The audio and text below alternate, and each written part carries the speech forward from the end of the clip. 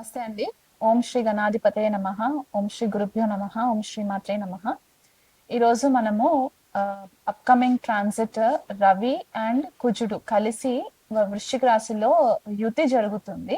So ఆ యుతి గురించి ద్వాదశ రాశుల వాళ్ళకి ఎలా ఉండబోతుందో తెలుసుకునే ప్రయత్నం చేద్దాము. రవి మనకి జనరల్ గా నెలకు ఒకసారి రాశి మారుతూ ఉంటారు. సో ఇప్పుడు ప్రజెంట్ ఏంటంటే తులారాశిలో సంచారం జరుగుతూ ఉన్నారు. మనకి నవంబర్ 16వ తారీఖున వృశ్చిక రాశిలోకి రవి ఎంటర్ అవుతారనమాట. అండ్ అక్కడ ఆల్రెడీ కుజుడు సంచారం జరుగుతూ ఉంది.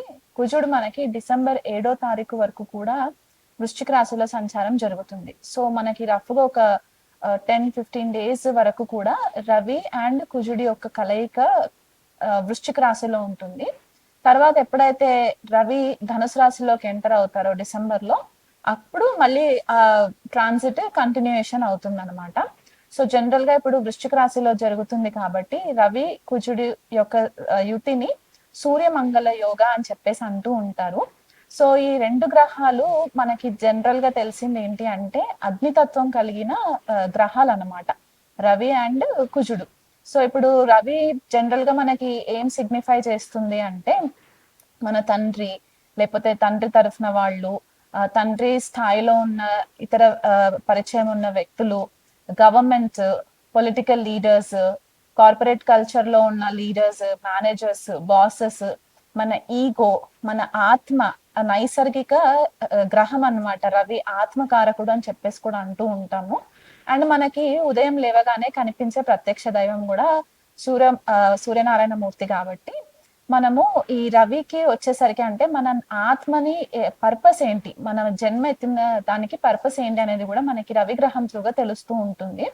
అండ్ అది కాకుండా గవర్నమెంట్ లో జాబ్స్ చేసే వాళ్ళు, గవర్నమెంట్ ఎంటిటీస్ కి సంబంధించినవన్నీ కూడా రవి గ్రహం కిందకే వస్తాయన్నమాట. అండ్ మనకి ఒక రాయల్ ప్లానెట్ గా కూడా మనము చెప్పుకుంటూ ఉంటాం. అదే ఇప్పుడు కుజుడికి వచ్చేసరికి ఏంటి అంటే కుజుడిని మనము మంగల్ అని అంటూ ఉంటాము, అంగారకుడు అని కూడా అంటూ ఉంటాము. కుజుడు జనరల్ గా ఏం రిప్రజెంట్ చేస్తుందంటే మనకి సైనికులు, బార్డర్స్ లో ఎవరైతే ఉండి మనల్ని దేశానికి రక్షణ కలిగిస్తూ ఉంటారో అలాంటి సోల్జర్స్ అందరు కూడా కుజుడు రిప్రజెంట్ చేస్తుంది. మనకి షెఫ్స్, హోటల్ ఇండస్ట్రీలో షెఫ్స్ ఎవరైతే ఉంటారో కుజుడు రిప్రజెంట్ చేస్తుంది. మనలో ఉండే ఒక ఆ అహంకారంకి రవి కూడా కారణం అవుతారు, యాజ్ వెల్ యాజ్ మనకి కుజుడు కూడా కారణం అవుతారు అనమాట. నెగటివ్ ఈగో ఏదైతే ఉంటుందో జనరల్ గా మనకి అది కుజుడితో కనెక్ట్ అయి ఉంటుంది. అలా కాకుండా మనకి ఏదైతే అగ్రెషన్ వస్తుందో, క్షణికావేశం ఏదైతే వస్తుందో జనరల్ గా అది కూడా మనకి కుజగ్రహం తరఫునే కనిపిస్తూ ఉంటుంది అనమాట. సో మన బాడీలో ఉష్ణం ఎక్కువ ఉండడం అంటే బాడీలో హీట్ ఎక్కువ జనరేట్ అవ్వడము ఈ మనకి కుజుడు అండ్ రవి రెండు గ్రహాలు కూడా కారణం అవుతాయి. సో ఇలాంటి కుజుడు అండ్ రవి కలయిక వచ్చినప్పుడు ఏమవుతుందంటే టెంపర్మెంట్ ఇష్యూస్ ఎక్కువ కనిపిస్తూ ఉంటాయి నెగటివ్ సైడ్ లో. అంటే మనకి రెండు క్రూర గ్రహాలు, అగ్నితత్వం కలిగిన గ్రహాలు ఏం చేస్తాయంటే జనరల్ గా టెంపర్మెంట్ ఇష్యూస్, అతిగా కోపం రావడము, బాడీలో టెంపరేచర్ ఎక్కువ పెరిగిపోవడము, కొన్నిసార్లు మనకి బ్లడ్ ప్రెషర్ ఎక్కువ అవ్వడము, హార్ట్ కి సంబంధించి ఇబ్బందులు రావడము, ఇవి వస్తుంటాయి. అదే మనకి పాజిటివ్ సైడ్ ఉందనుకోండి, పాజిటివ్ సైడ్ ఏమవుతుందంటే మనలో ఒక కాంపిటేటివ్నెస్ ని తీసుకొస్తుంది. అంటే మనలో ఒక పోటీతత్వాన్ని తీసుకురావడానికి హెల్ప్ అవుతుంది. కాంపిటేటివ్ ఎగ్జామ్స్ ఎవరైతే రాస్తూ ఉంటారో జనరల్ గా అక్కడ కూడా వీళ్ళకి ఉత్తీర్ణత అంటే మంచి మార్క్స్ తో పాస్ అవ్వడము, ఇలాంటివి కూడా మనకి ఈ రెండు గ్రహాల కలయిక మనకి సిగ్నిఫై చేస్తుంది అనమాట. అది కాకుండా ఏంటంటే శత్రువుల పైన విజయం సాధించడము, స్ట్రాటజిక్ గా ఒక ప్రాపర్ ప్లానింగ్ తోటి ఎదురెళ్ళడము, మనకి ఏదైనా ప్రాజెక్ట్స్ ఇస్తే ఆ ప్రాజెక్ట్ కి సంబంధించి ఒక ప్లానింగ్ వేసుకొని అది సక్సెస్ఫుల్ గా కంప్లీట్ చేయడానికి కూడా ఈ రెండు గ్రహాలు కూడా మనకి హెల్ప్ చేస్తూ ఉంటాయి.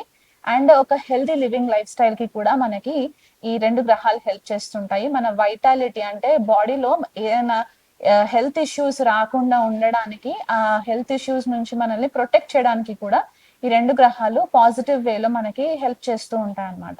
అండ్ అదే వృశ్చిక రాశి చూసుకున్నట్లయితే గనక జనరల్ గా కాలపురుష కుండలిలో వృశ్చిక రాశి మనకి 8వ రాశిగా చెప్తూ ఉంటాం కాబట్టి ఇక్కడ చాలా మట్టుకు ట్రాన్స్ఫర్మేషన్ జరుగుతూ ఉంటుంది. సడన్ గా ఏదన్నా ఈవెంట్స్ జరగడము, అది మన పర్సనల్ లైఫ్ లో అవ్వచ్చు, లేకపోతే మనకి గ్లోబల్ లెవెల్లో ఏదన్నా సడన్ గా జరిగే విషయాలు ఏవైతే ఉంటాయో మనకి వృశ్చిక రాశి సిగ్నిఫై చేస్తుంది. డీప్ గా మనం ఏదైతే భూమిలో పాతి పెట్టేసిన నిక్షేపాలు ఏవైతే ఉంటాయో అవన్నీ కూడా మనకి వృశ్చిక రాశితో కనెక్ట్ అవుతుంది. అకల్ట్ సబ్జెక్ట్స్ అంటే ఇప్పుడు మనకి జ్యోతిష శాస్త్రం అవ్వచ్చు, టారో రీడింగ్ అవ్వచ్చు, ఇలాంటి అకల్ట్ సబ్జెక్ట్స్ అన్ని కూడా వృశ్చిక రాశి డొమైన్ కిందకే వస్తాయి. అది కాకుండా సడన్ గా వాల్కానోస్ ఇరప్షన్ అవ్వడము, భూగర్భంలో ఏవైనా కొత్త విషయాలు బయటికి రావడము, రీసెర్చ్ కి సంబంధించి ఎవరైనా సరే రీసెర్చ్ ఫీల్డ్ లో ఉన్న వాళ్ళు ఉంటే గనక వాళ్ళకి వృశ్చిక రాశి డామినెంట్ ఉంది అని చెప్పి కూడా మనం చెప్పుకోవడానికి ఉంటుంది అనమాట.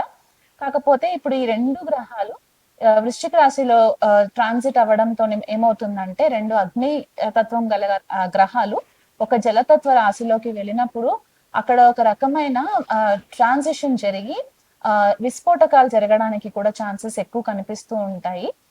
స్పెసిఫిక్ గా రవి అండ్ కుజుడు మనకి పోలీస్ డిపార్ట్మెంట్, సోల్జర్స్ కి సంబంధించి, గవర్నమెంట్ బాడీస్ కి సంబంధించి, గవర్నమెంట్ లీడర్స్, పొలిటికల్ లీడర్స్, వీళ్ళందరికీ కూడా సర్జన్స్, మంచి మంచి డాక్టర్స్ ఎవరైతే ఉంటారో సర్జన్స్, అవన్నీ కూడా మనకి ఈ డొమైన్ కిందికి వస్తాయి అన్నమాట. వృశ్చిక రాశి విత్ రవి అండ్ కుజ యొక్క కాంబినేషన్ ని బట్టి.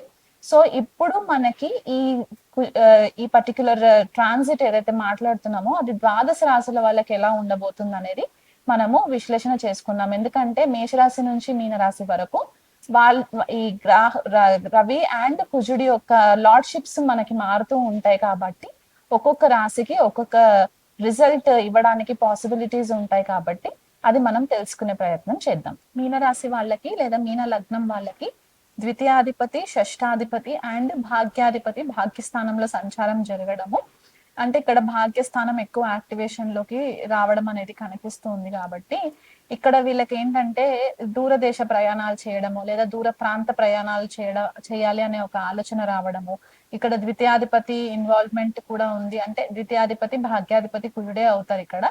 అండ్ సిక్స్త్ హౌస్ కి సంబంధించి అంటే వర్క్ వైజ్ గా ఇప్పుడు కొన్నిసార్లు మనకి వర్క్ అసైన్మెంట్స్ ఉన్నప్పుడు ఫారెన్ ట్రావెల్స్ కి వెళ్ళడానికి కూడా ఛాన్సెస్ ఉంటాయి. కొంతమంది సెమినార్స్ అటెండ్ అవుతూ ఉంటారు, వేరే కంట్రీస్ లో అయ్యే సెమినార్స్ అటెండ్ అవుతూ ఉంటారు కదా. సో దానికోసం కొద్దిగా డబ్బు ఖర్చు పెట్టడం అనేది కూడా కనిపిస్తుంది మీనరాశి వాళ్ళకి, మీన లగ్నం వాళ్ళకి. మీరు కొత్తగా ఏంటంటే ఇక్కడ భాగ్యస్థానంలో సంచారం జరగడము, నాలెడ్జ్ ఎక్కువ గెయిన్ చేయడానికి, అంటే ఎక్కువ విషయాలు తెలుసుకోవడానికి, మీరు ఏదైనా కొత్తగా నేర్చుకోవడానికి, హయ్యర్ లెర్నింగ్ అని చెప్పేసి కూడా అంటూ ఉంటాము. అంటే ఇప్పుడు ఫర్ ఎగ్జాంపుల్ ఎవరన్నా డిగ్రీ కంప్లీట్ చేసిన వాళ్ళు ఉంటారు, ఫర్దర్ గా ఏం చేయాలనే ఆలోచన లేకుండా ఇది వరకు స్టక్ అయిపోయి ఉంటే కనుక ఇప్పుడు మీకు ఒక క్లారిటీ రావడానికి ఛాన్సెస్ కనిపిస్తున్నాయి. దాన్ని బట్టి మీరు ఆ కోర్స్ పైన ఎక్కువ ఫోకస్ చేయడము, ప్లస్ మీకు మంచి గురువులు దొరకడము. అండ్ కొన్నిసార్లు ఏమవుతుందంటే ఒక గురువుని ఫాలో అయినప్పుడు వాళ్ళు చెప్పే విషయాలను కూడా మీరు క్రాస్ కౌంటర్ చేయడం, అంటే క్రాస్ ఎగ్జామిన్ లాగా చేయడము, వీళ్ళు చెప్పేది రైటా రాంగా అని చెప్పి మీలో ఒక జిజ్ఞాస పుట్టడము, కొత్త విషయాలు నేనే తెలుసుకుంటాను, నేనే కొద్దిగా ఎక్కువ టైం స్పెండ్ చేస్తాను తెలుసుకోవడానికి అనే ఒక ఆలోచన అనేది రావడానికి కూడా ఛాన్సెస్ కనిపిస్తుంది.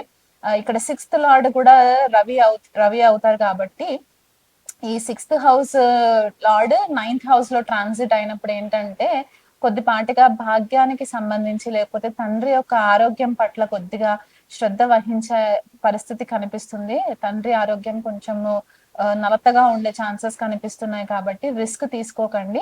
చిన్న హెల్త్ ఇష్యూ వచ్చినా సరే వెంటనే హాస్పిటల్ విజిట్ అవ్వండి. మీరు గురువుగా భావించే వాళ్ళకి కూడా కొద్దిపాటిగా క్లాషెస్ రావడము లేదా గురువు తోటి మీకు కొద్దిపాటిగా ఈగో క్లాషెస్ జరిగే ఛాన్సెస్ కనిపిస్తున్నాయి కాబట్టి ఆ విషయంలో కొంచెం కేర్ఫుల్ గా ఉండండి.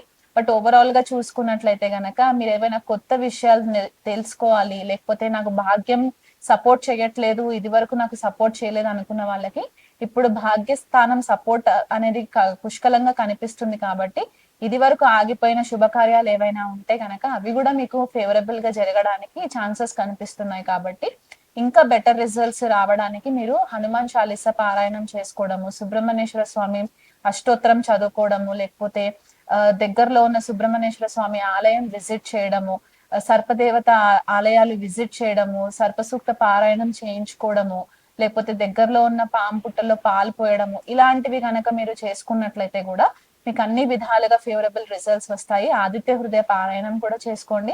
కెరియర్ లో మంచి ఫోకస్ కనిపిస్తుంది. మీరు ఏ ప్రొఫెషన్ లో ఉన్నా సరే ఆదిత్య హృదయ పారాయణము ఒక 48 రోజులు కనుక మీరు క్రమం తప్పకుండా చేసుకున్నట్లయితే గనక మీకు కెరియర్ లో కూడా మంచి రికగ్నిషన్ రావడానికి ఛాన్సెస్ కనిపిస్తున్నాయి. కాబట్టి ఈ రెమెడీస్ అన్ని కూడా మీరు ఫాలో అయ్యే ప్రయత్నం చేసుకోండి.